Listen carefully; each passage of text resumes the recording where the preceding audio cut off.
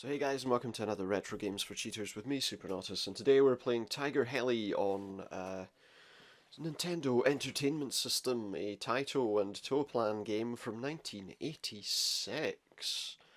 Quite some time ago, I'm sure you'll agree.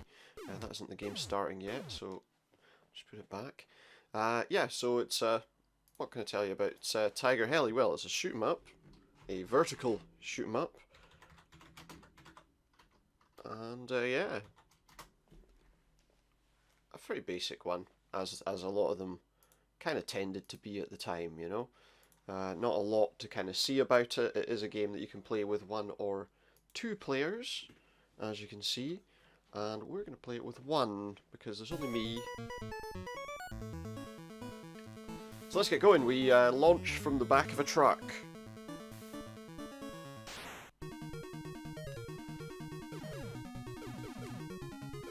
And as I say, it's a pretty basic sort of game. Cheat-wise, we're playing this with, well, infinite health and lives. Seems like you can destroy just about everything in this game. Whatever you'd like to destroy, you can destroy it. Power-ups come by way of tiny little helicopters that you can see flying around from time to time, that attach themselves to the side of you or whatever and fire in different directions. It takes a while before you get one though. And I just wasted my only bomb as well. Accidentally.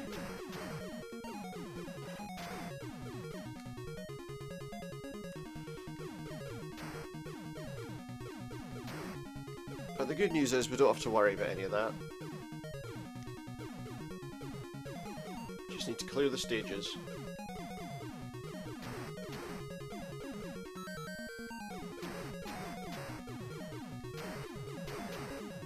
There we go. More enemies destroyed.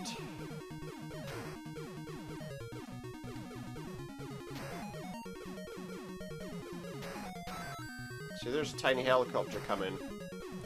As long as we don't let it escape from the screen, we get a thing that shoots out to the side for us. It's gone already though. I'm not really entirely sure how. Never mind. Make sure we destroy all those planes before they get the chance to take off.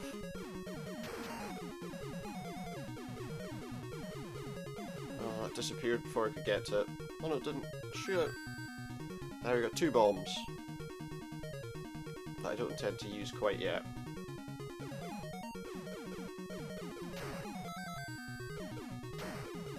There we go, we got another side shooting helicopter.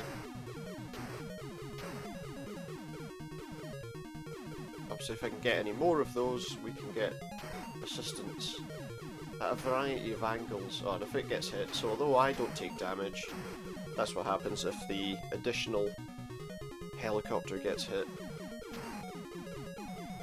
It will disappear. So you won't get a lot of life out of that if you don't keep it alive. What are we up to? 3 bombs now. It's fairly smooth if a little slow. Oh, there's the end of the stage. So yeah, the stage ends by you landing on a helipad. I have no bomb. I have 3 bombs. And no little heli bonus. It's a shame.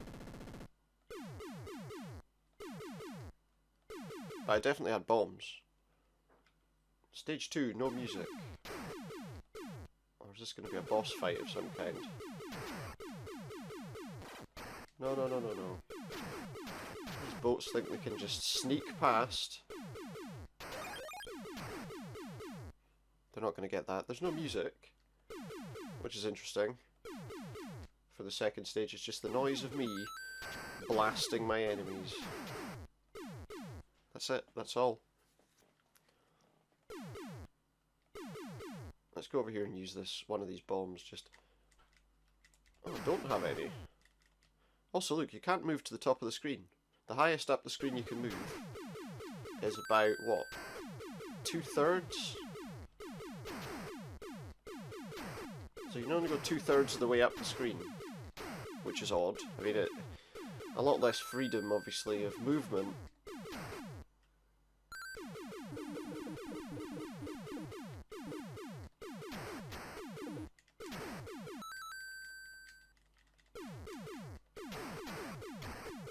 So yeah, there's a lot less freedom of movement in this game than there is in a lot of others, which is a bit restrictive, it has to be said.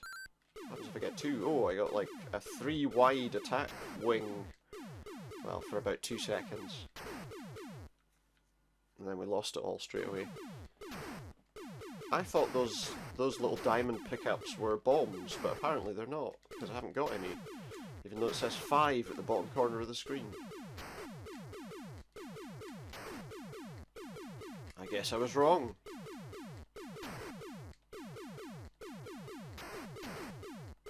I missed an enemy there. Yeah, I'm up to 6, but no bombs. The lack of music in stage 2 is a little bit disconcerting, it has to be said.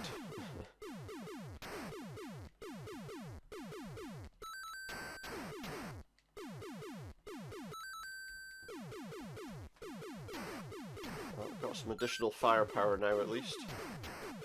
As long as I don't get hit.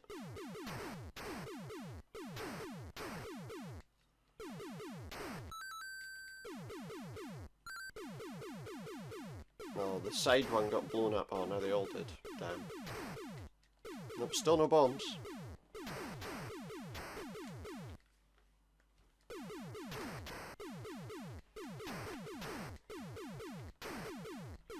This game became a little less interesting as soon as the music stopped working, didn't it? Like now it's just pew pew pew pew pew pew pew pew pew. Which is a shame, because the music was not the most annoying music in the world. Now there's a helipad, so we can get out of here.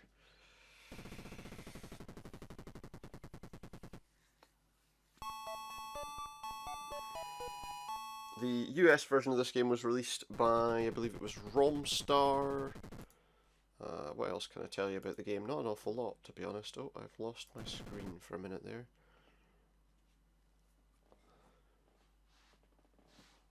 So yes, still no music. I have to admit it's a game I didn't know an awful lot about, which isn't unusual. There's a lot of games I don't know a lot about.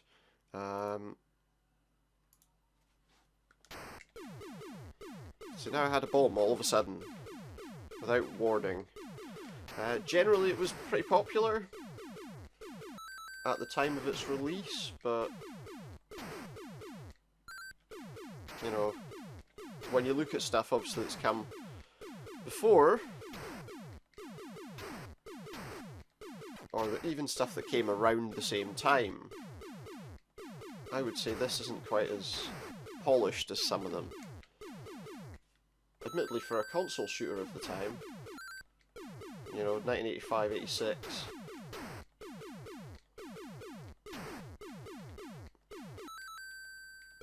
It's fairly good, but by today's standards, it probably wouldn't pass. Look, my shots don't pass the top, don't go beyond that point of the screen as well. Oh no, they can go up, but I can't. That's very odd.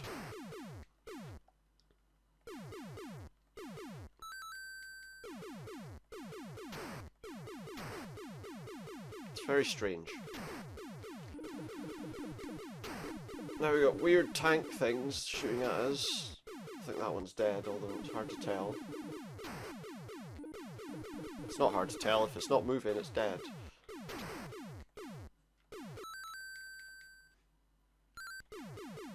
It's a silly thing to say, really. So this is basically just a continuous level. I don't believe there's even a boss fight as such.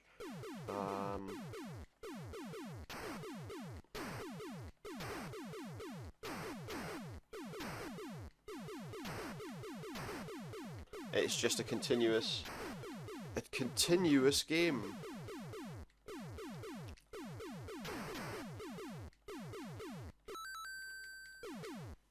So this was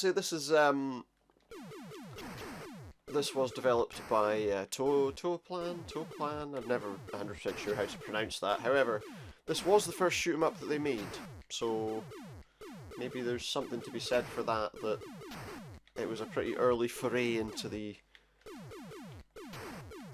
gaming, into the very specific arcade shoot 'em up sort of market. Which was pretty prolific.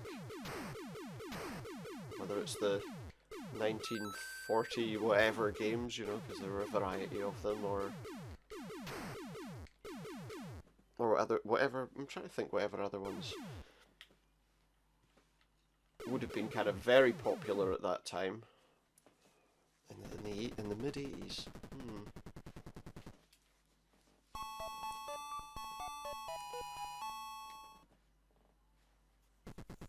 Obviously, there were definitely others.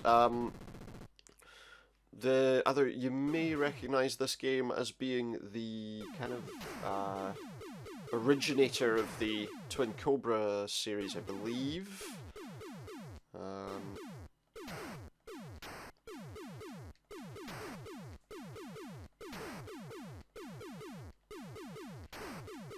So it's definitely, beyond this game, definitely got a bit more of a pedigree, and it's yeah, it's interesting to see the early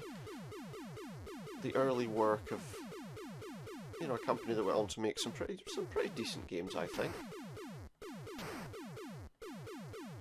Yeah, this is the US release, so this is the one published by Romstar, but published by Taito in Japan.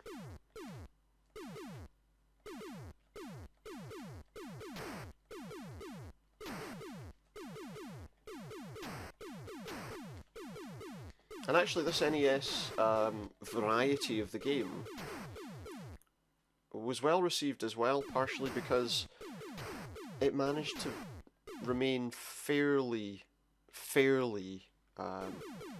comparable to the arcade version.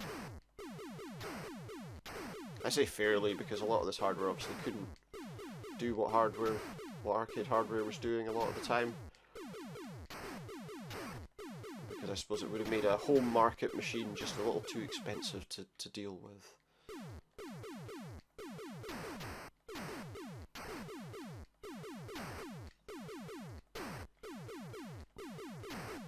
This is probably you're looking at this in the earliest days of the kind of the console wars, if you like, between Sega and Nintendo.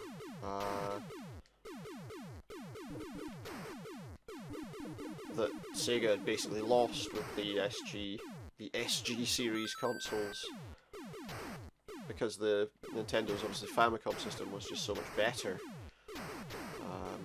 and a lot of that was possibly hardware limited, but then also Nintendo had a bit more going for them at the time. Although Sega did have some great games, a great series available to them later on. Speculation, personal opinion, and not necessarily true. But yeah, the only thing I would say is, why did they not keep the music beyond the first stage? Why do we only get one stage of music?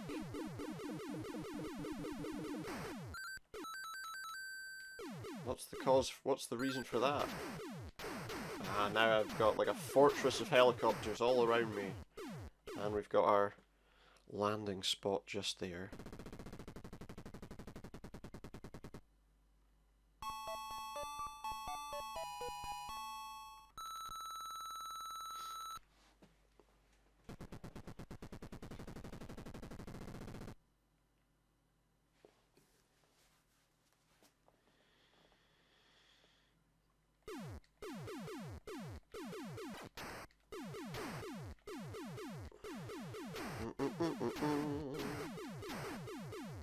So yeah, no, this was for its time, but you know, it was a popular arcade game. But then at that time, maybe the arcades weren't quite as filled with classics as they became.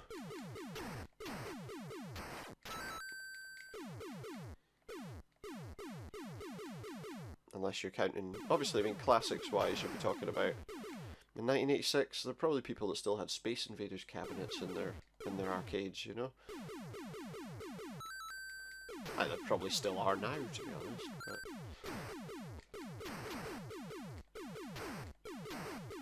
And Pac-Man, that would be the height of it, right? I don't know what these things are. I guess, so those diamond things can't be bombs. I don't know what they are. They can't be bombs.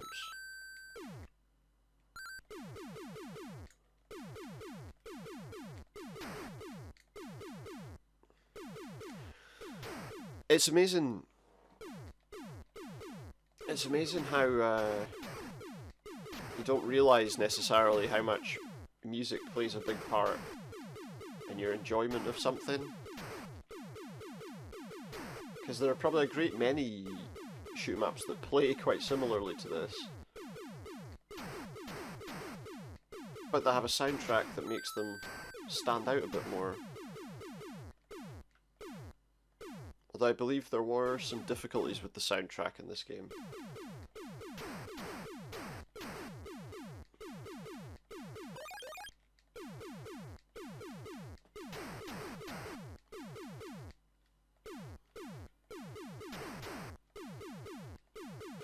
Although interestingly, there was, I believe, a soundtrack release from this game.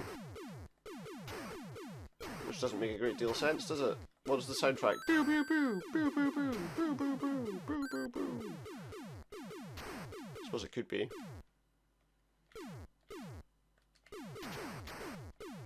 Or have I come across an issue with this version of the game?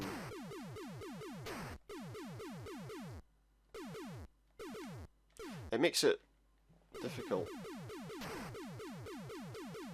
to talk about as well, you know?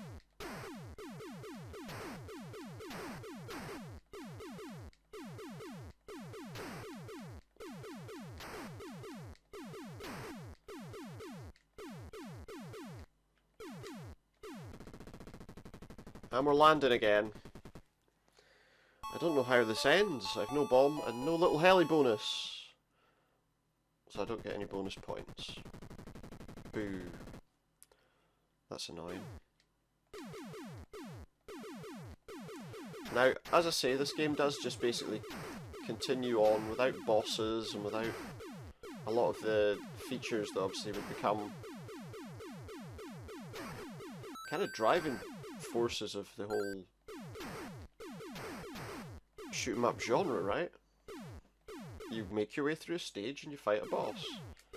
This game's just decided that all it wants you to do is spend forever shooting waves of fairly useless enemies. I feel like I've been in this stage before. Probably have, because nothing changes. You know, everything moves at a pace where the controls make it quite easy to get by. That's a bomb. That's the first time I've seen a letter B flying around, and it just used it without me pressing the button. In the entire game, that's the first time I've seen a bomb pick up. In the entire time we've been playing just now.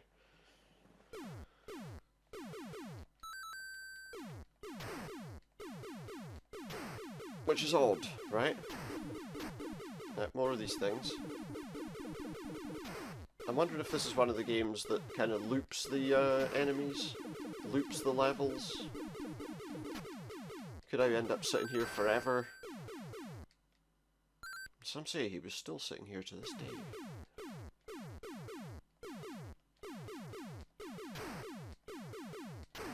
Yes, this is actually live. I'm just uploading and then deleting and uploading and deleting bits.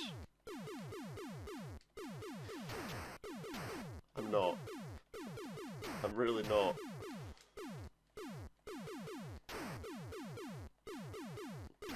Need to get that high score though.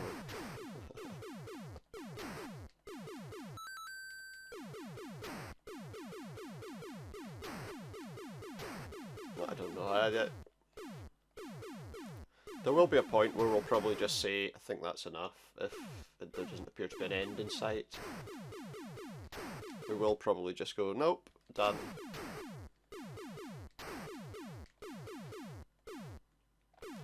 So yeah, no, this game was well received in the arcades, not so well received on the NES in terms of review scores. Well, you say that, I mean, it had review scores like a 53% score, 65% score. Now, the thing is, remember in the 80s that the scale actually meant something, you know? Nowadays, with regard to game reviews, anything less than 7 is a terrible game, you know? Whereas, you know, when I always thought about reviews on games, for years, the review was based on, you know, the review score actually meant something, so we're just repeating levels now, aren't we? You know, the review score was, say it was out of 10, 5 out of 10 meant the game was kind of average, you know, 4 out of 10 meant the game was below average, not very good, 3, etc. Until you get to 1 or even 0, where it was a terrible, absolutely terrible game that was unplayable. So this getting a 53 to 65% of average or slightly above average score is probably about right. And at this time, you know, at this point in time, nobody would go crazy because you gave them an average review. Nowadays, if a review is less than 70%, the game's instantly terrible. You can't say, oh, this game gets a 60, so it's average. Average doesn't mean terrible. There's some pretty good average games out there. Some pretty enjoyable average games out there.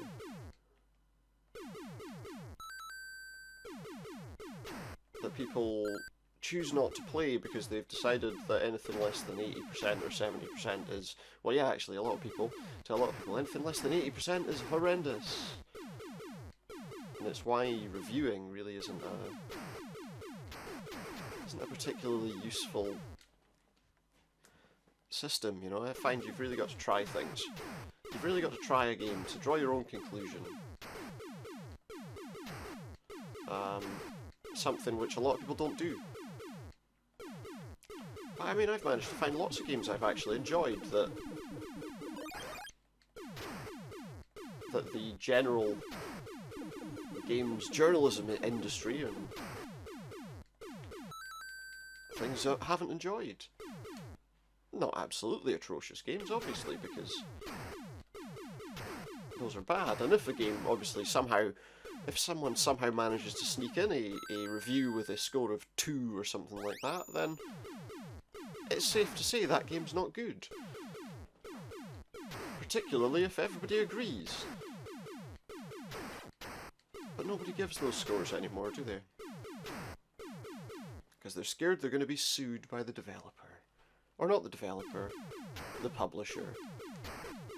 Let's be fair, the developers just want to make their game. They want people to enjoy it. And if they were allowed to do so without being rushed, some of the games that have great ideas but bad results would probably do a bit better, right?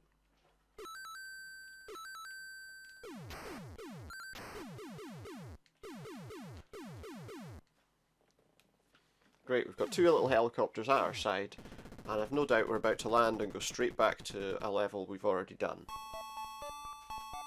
No bomb, 2 little helis, I get 10,000 points. And to be honest, I'm not sure we need to go beyond this. At this stage we are just repeating levels, and I think that pretty much happens continuously. Yeah, because we've done this level before. So yeah, that's going to be about it, guys. As you see, the cheats worked fine, but it's not really much use when the game you're playing doesn't really have an end. At least I don't think it does. Let me just check. I just want to check, just in case, maybe. What's this? You know, just in case, maybe it does have an ending that might be more interesting. The only trouble is, right now, I don't think it does though. Yeah, this game just loops around. As I thought. So there we go. That is where we're going to finish, guys. I hope you've enjoyed watching Tiger Heli with me, Supernatus, another retro game for cheaters. Although there wasn't really any reason to do it, was there? Any reason to do the cheating? Because it doesn't get you anywhere. There's no end in sight. The enemies just go round and round. So there we go. That was Tiger Heli. That was an okay sort of game. As I say, generally quite, in arcades at least, generally accepted as pretty good. In NES games, generally accepted as relatively average. That sounds about right to me. Thank you very much. I'll see you next time. Goodbye.